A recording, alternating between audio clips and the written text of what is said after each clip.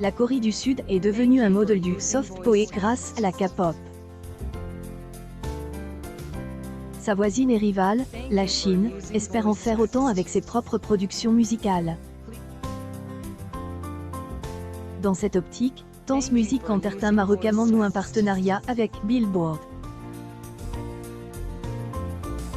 Cette alliance appuie sur les technologies de pointe développées par Dance Music Entertainment et sur l'autorité de la marque Billboard afin de promouvoir les artistes chinois à l'international. Pour y parvenir, les deux organisations lanceront prochainement le projet Chinese Music Gravity. Si les détails de cette initiative sont encore peu nombreux, les articles et classements musicaux de Billboard seront disponibles sur les différentes plateformes gérées par la branche musicale de Dance. Parmi elles, quelques musiques, son application la plus populaire en Chine, mais aussi Kugu Music, Po Music et Osing.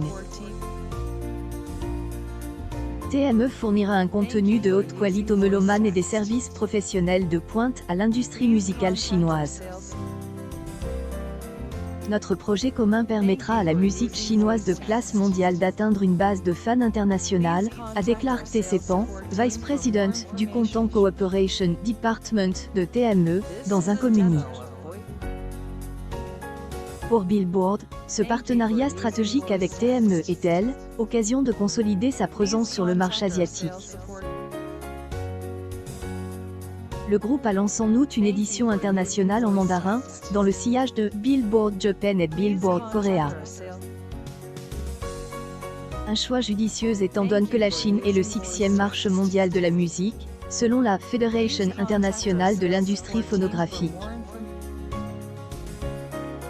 Le projet Chinese Music Gravity témoigne aussi de la volonté de Dance de faire de la musique un nouveau levier de croissance, au moment où le genre chinois de la tech connaît quelques difficultés financières. Hélène a toutefois pas attendu cette initiative avec Billboard pour miser sur le 4e art. Le groupe avait déjà signé un accord de licence avec Universal Music en 2017. La même année, il a également procédé à un échange de participation minoritaire avec Spotify pour tirer profit de la croissance mondiale du streaming musical. Dance Music Entertainment a depuis intensifié ses efforts en nouant des partenariats avec Sony Music, Believe, Warner Music et maintenant Billboard. Ce n'est pas le seul. Lui, signe des accords de licence avec IG Entertainment, Sony Music, TF Entertainment, Believe, Merlin etc. Globalement, le marché de la musique se porte bien en Chine. Surtout depuis que les autorités mènent une guerre contre le piratage et toutes les atteintes aux droits des auteurs. On passe, en moyenne, 22h09 par semaine à écouter de la musique, d'après l'FPI. Il ne consacrait que 17h07 hebdomadaires à cette activité en 2019.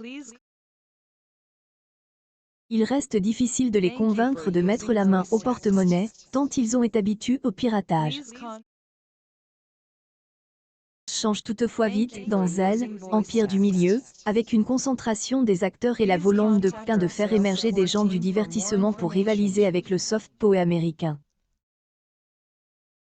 Reste un dernier obstacle de taille. La musique chinoise exporte mal à l'international. La barrière de la langue a longtemps été pointée du doigt, même si essor de la K-pop montre que les fans ne arrêtent pas à cette simple consideration. Pour la journaliste Emma Moss, le problème est autre.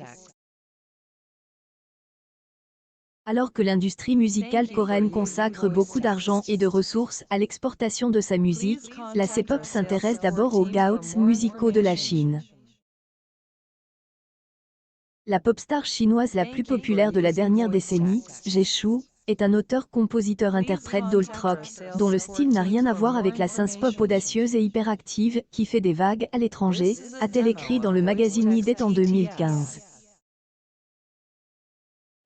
L'écosystème digital chinois est également un frein pour les artistes locaux désireux d'interagir avec leurs admirateurs, qu'ils soient en Europe, aux États-Unis ou même en Afrique.